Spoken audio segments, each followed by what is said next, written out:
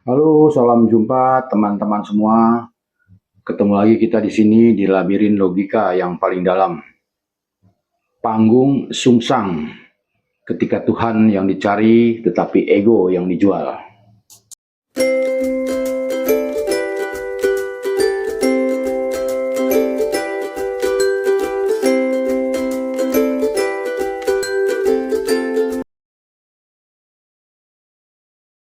Halo teman-teman semua, pernahkah kita merenung mengapa di era di mana informasi begitu melimpah, justru kita sering melihat pertunjukan yang sangat membingungkan.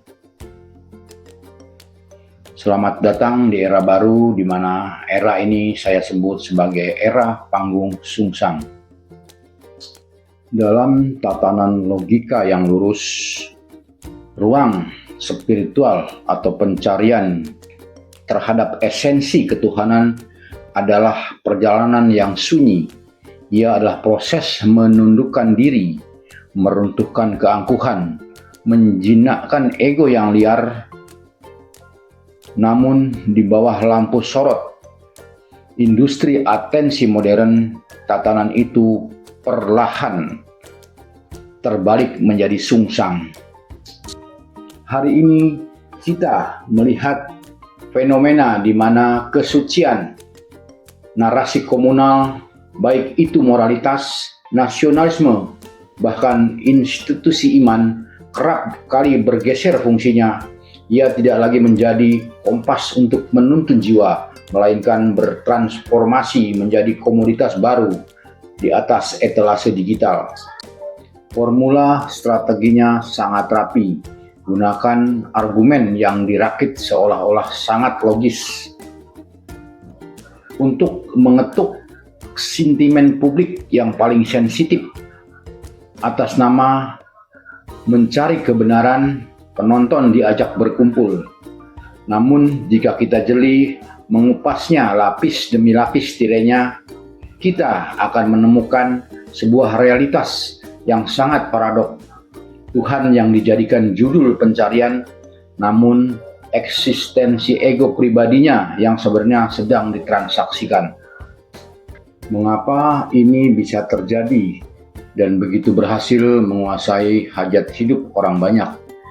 Jawabannya sederhana, karena sang arsitek menguasai betul psikologi massa. Karena di zaman modern ini, atensi adalah bentuk lain dari mata uang, dan cara paling cepat untuk mengumpulkan atensi adalah dengan berdiri di atas riuhnya validasi publik. Ketika ego manusia bersekutu dengan kecerdasan strategi, ia mampu memanfaatkan instrumen apa saja.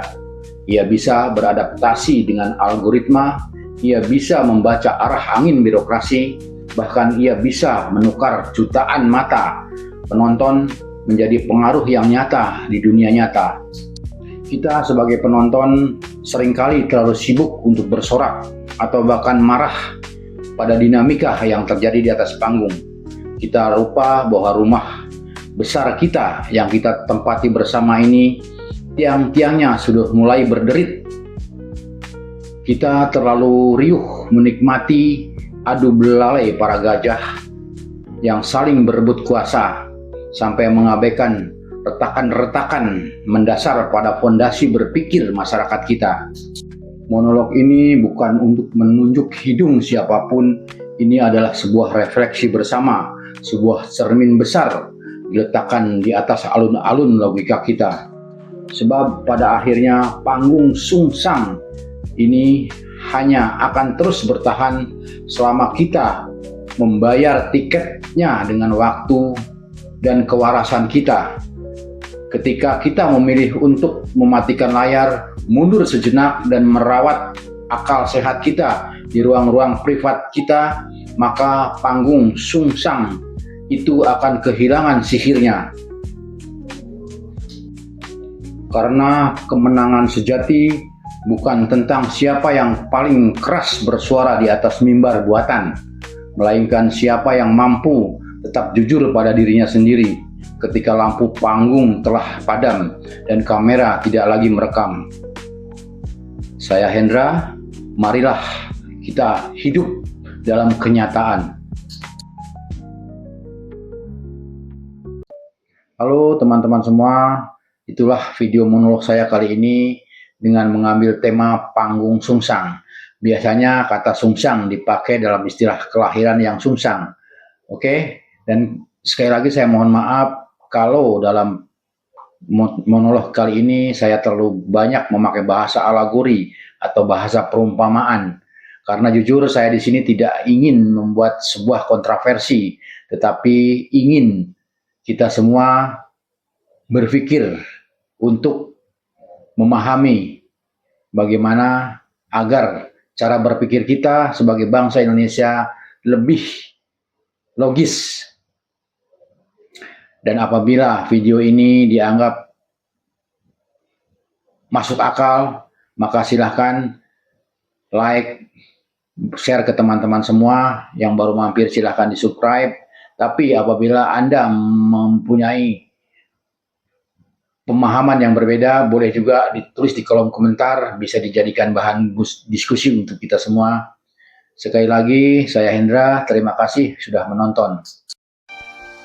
Just kill the man, put a gun against his head, pulled my trigger, now he's dead.